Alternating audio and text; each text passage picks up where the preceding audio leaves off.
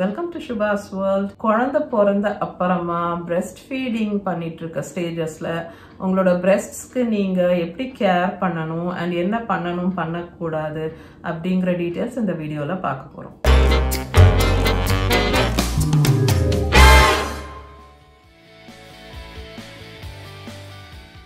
As a first time mom, எனக்கு இத பத்தி எல்லாம் எந்த க்ளூவும் இல்லாம இருந்துச்சு. அண்ட் ஃபர்ஸ்ட் டெலிவரிக்கு அப்புறம் முதல் குழந்தைக்கு பிரெஸ்ட் ஃபீடிங் ஜேர்னின்னு பார்க்கும்போது அது ஒரு பெரிய ரோலர் கோஸ்டர் ஜேர்னி தான். அது ஒரு ஸ்மூத்தான ஜேர்னியா இல்லை. அண்ட் அந்த காரணத்தினாலேயே நான் செகண்ட் பிரெக்னன்சின்னு வரும்போது பிரெஸ்ட் ஃபீடிங் பத்தி தெரிஞ்சுக்கிட்டேன். ஸோ என்ன மாதிரி மிஸ்டேக்ஸ் நீங்களும் பண்ணாதீங்க. ஃபர்ஸ்ட் டைம் மம் மிஸ்டேக் நான் பண்ணது வேற யாரும் பண்ணக்கூடாதுங்கிறதுனால தான் இந்த வீடியோட டீட்டெயில்ஸ்க்கு போறதுக்கு முன்னாடி ஷவுட் அவுட் டைம்.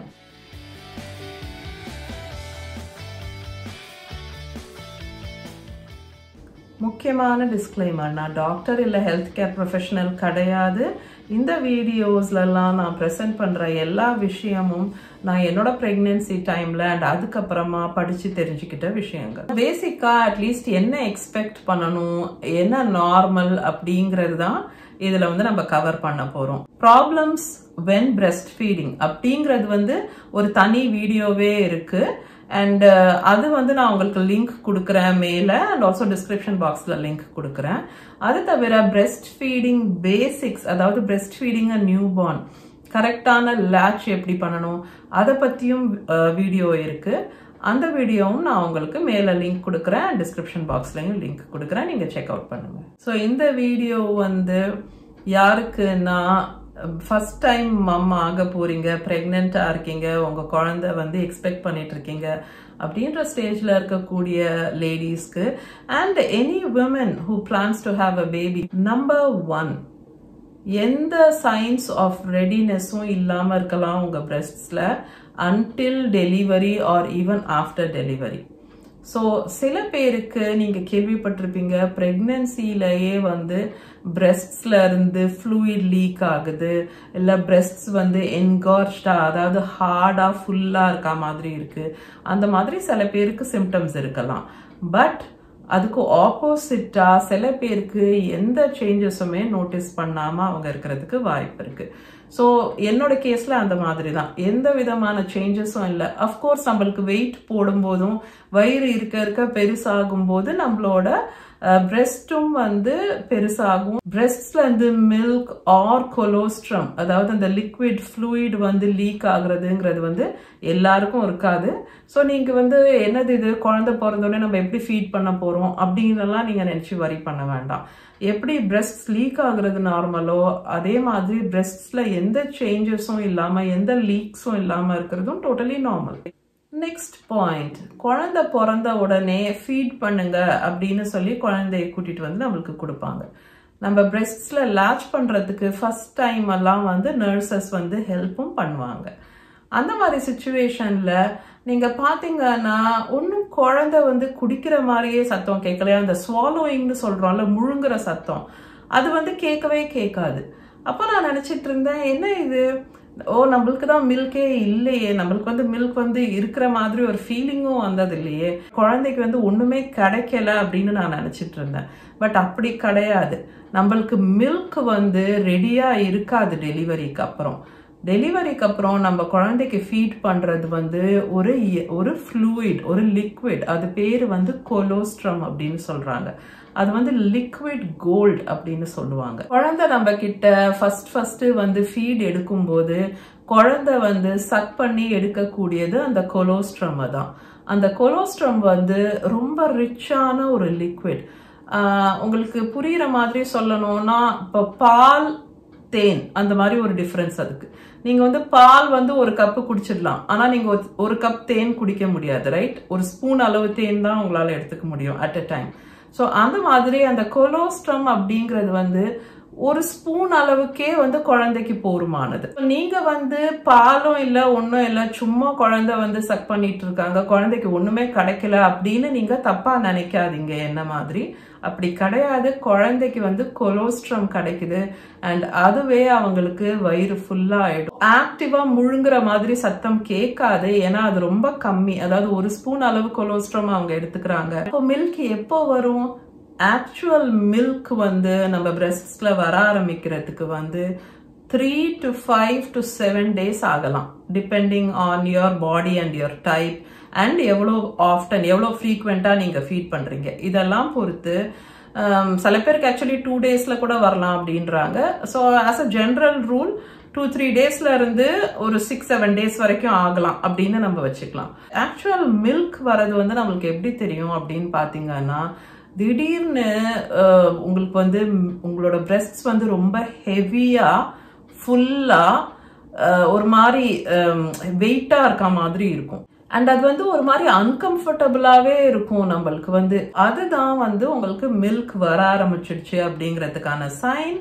அண்ட் இப்போ நீங்க பாத்தீங்கன்னா உங்க மில்க் வந்து மில்க் மாதிரி இருக்கும். ஸோ ஒயிட் லிக்விட் மாதிரி இருக்கும், பார்க்கும்போது க்ரீமிஷ் கலர்ல இருக்கலாம். அண்ட் இனிமே வந்து உங்க குழந்தை வந்து அடிக்கடி ஃபீட் பண்ணிக்குவாங்க, பிகாஸ் பிரெஸ்ட் மில்க் வந்து ரொம்ப ஃபாஸ்டா டைஜஸ்ட் ஆக ஆரம்பிக்கும். So once every 2 to 3 hours உங்க குழந்தை வந்து ஃபீட் பண்ணிட்டே இருப்பாங்க.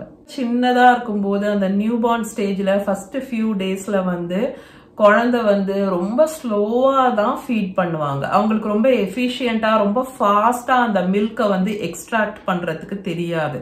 ஸோ அவங்களோட சக்கிங் பேட்டர்னுமே ரொம்ப ஸ்ட்ராங்காலாம் இருக்காது.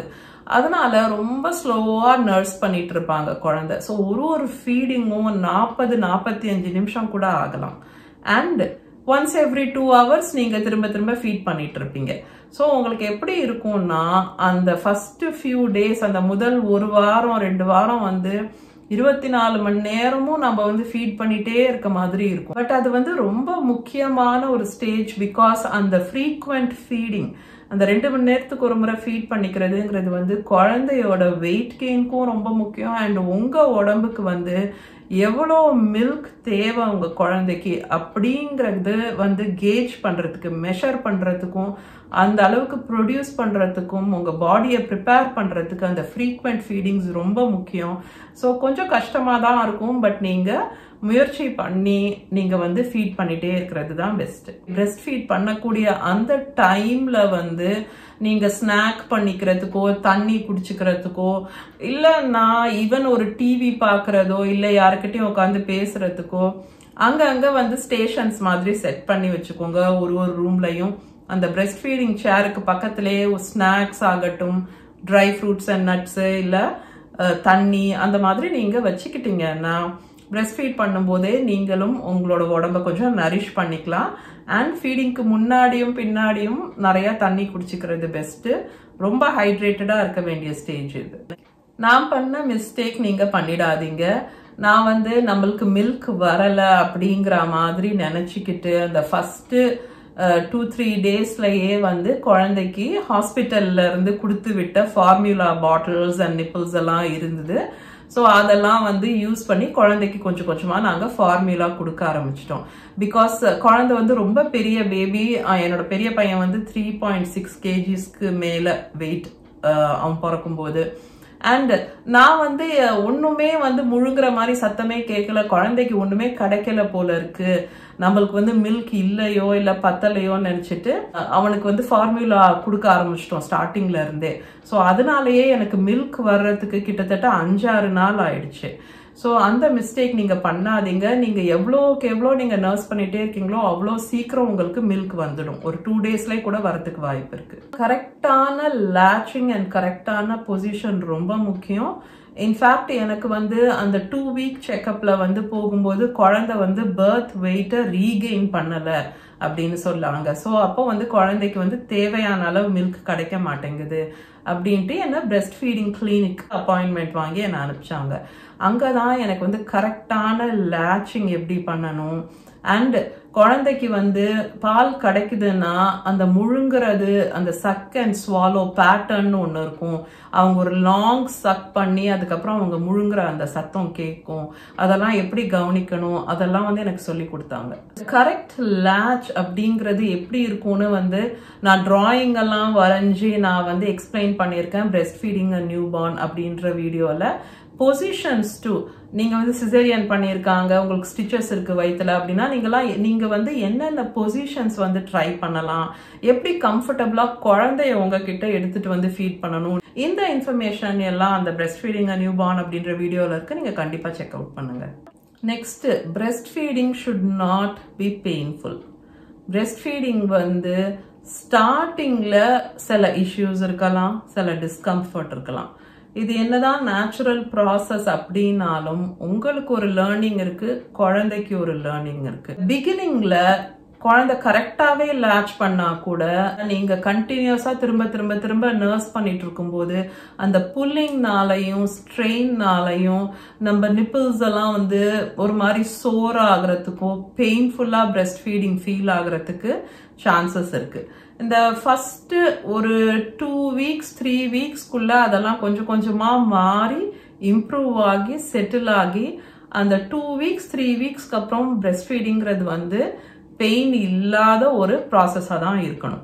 அப்படி இல்ல 2-3 வீக்ஸ் ஆகியும் உங்களுக்கு பிரெஸ்ட் ஃபீடிங் ரொம்ப பெயின்ஃபுல்லாவும் அன்கம்ஃபர்டபுளாவும் இருக்கு, இல்ல உங்க நிப்பிள்ஸ் வந்து கிராக்டாவோ இல்ல பிளிஸ்டர்ஸ் அந்த மாதிரிலாம் இருக்கு, இல்ல ப்ளீட் ஆகுது கிராக் ஆகி அந்த மாதிரிலாம் இருந்ததுன்னா அப்போ வந்து நீங்க ஏதோ மிஸ்டேக் பண்றீங்க அப்படின்னு இருக்கலாம் அந்த லேட்சிங்கை பொறுத்த வரைக்கும்.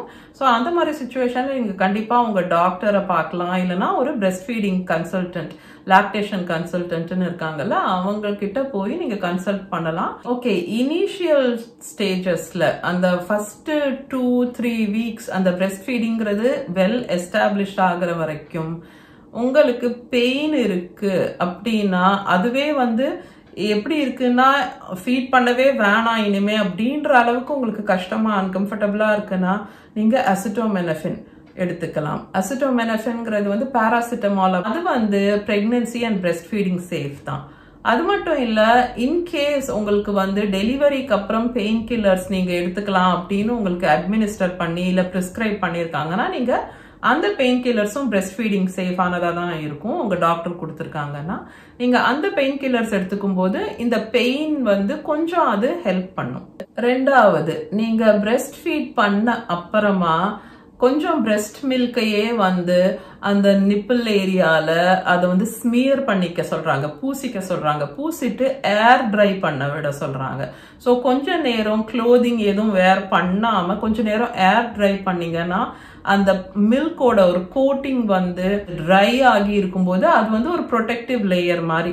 அது இல்லைன்னா லானோலின் அப்படின்னு சொல்லிட்டு நிப்பிள் கிரீம் விற்குது, அது வந்து சேஃபானதா இருக்கு பிரெஸ்ட் ஃபீடிங்க்கு. ஸோ அந்த மாதிரி நீங்க நிப்பிள் கிரீம் வாங்கியும் உங்களோட நிப்பிள் ஏரியால நீங்க யூஸ் பண்ணிக்கலாம். கிராக்ஸ் வராம பிளிஸ்டர்ஸ் வராம அது பார்த்துக்கும், மாய்ஸ்சரைஸ்டா வச்சுக்கும். ஒரு பிரெஸ்ட் ஃபீடிங்க்கு அப்புறமா நம்ம வந்து பிரெஸ்ட்ஸை வாஷ் பண்ணிக்கணுமா அப்படின்னு சில பேருக்கு டவுட்ஸ் இருக்கலாம். அப்படி அவசியமே கிடையாது. நீங்க ஒரு நாளைக்கு ஒரு முறை ஷவர் எடுத்துக்கிட்டீங்கன்னா போறோம். ஷவர் எடுக்கும்போது ரொம்ப முக்கியமான விஷயம், சோப் யூஸ் பண்ணக்கூடாது உங்க பிரெஸ்ட் ஏரியால. நீங்க வெறும் வார்ம் வாட்டர் வச்சு நீங்க ஷவர் பண்ணிக்கிறது பெஸ்ட். பிரெஸ்ட் ஃபீடிங்க்கு முன்னாடி உங்க கைகளை கிளீனா சோப் அண்ட் வாட்டர் வச்சு வாஷ் பண்ணிக்கோங்க. நீங்க குழந்தைக்கு ஃபீட் பண்ற டைம்ல நீங்க வந்து உங்க பிரெஸ்ட்ஸை வந்து ஜென்டலா மசாஜ் பண்ணலாம். எஸ்பெஷலி உங்களுக்கு வந்து பால் கட்டுன மாதிரி எல்லாம் இருக்கு அப்படின்னா நீங்க வந்து ஜென்டலா அந்த ஹார்டன்ட் ஏரியாவை மசாஜ் பண்ணிட்டு நீங்க ஃபீட் பண்ணீங்கன்னா அந்த மில்க் ஃப்ளோ ஆகுறதுக்கு வந்து ஈஸியரா இருக்கும். பெயின் வந்து நீங்க மேனேஜ் பண்றதுக்கு ஐஸ் பேக் ஒத்தடம், ஸோ ஐஸ் கட்டி கொஞ்சம் டவல்குள்ளார இல்ல கர்ச்சிஃப் மாதிரி ஒரு துணிக்குள்ளார வச்சு நீங்க வந்து ஐஸ் அப்ளை பண்ணிட்டு உங்க பிரெஸ்ட்ஸ்ல அதுக்கப்புறம் நீங்க ஃபீட் பண்ணலாம். ஸோ உங்களுக்கு வந்து பெயின் கொஞ்சம் கம்மி ஆகுற மாதிரி இருக்கும். இன்கேஸ் என்ன காரணத்தினாலயாவது ஏதாவது ஒரு ஃபீட் வந்து உங்களுக்கு மிஸ் ஆகுற மாதிரி ஒரு சிச்சுவேஷன் அப்படின்ற மாதிரி இருந்ததுன்னா அட்லீஸ்ட் நீங்க வந்து உங்க மில்கை வந்து பம்ப் பண்ணி எடுத்து ஸ்டோர் பண்ணிடுங்க.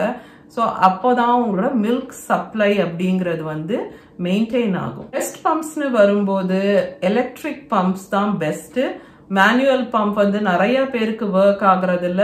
எனக்கும் பர்சனலா மேனுவல் பம்ப் சுத்தமா ஒர்க் பண்ணல. Breast milk pumping and storage, அதாவது எவ்வளோ நாளைக்கு ஸ்டோர் பண்ணி எப்படி யூஸ் பண்ணணும் அந்த டீட்டெயில்ஸ் எல்லாமும் ஒரு வீடியோல இருக்கு. பிரஸ்ட் மில்க் ஸ்டோரேஜ் அப்படின்ட்டு நான் அந்த வீடியோவும் டிஸ்கிரிப்ஷன் பாக்ஸ்ல கொடுக்குறேன். இந்த வீடியோவுக்கு அவ்வளோதான். நான் உங்க எல்லாரையும் இன்னொரு வீடியோல மீட் பண்றேன். until then take care.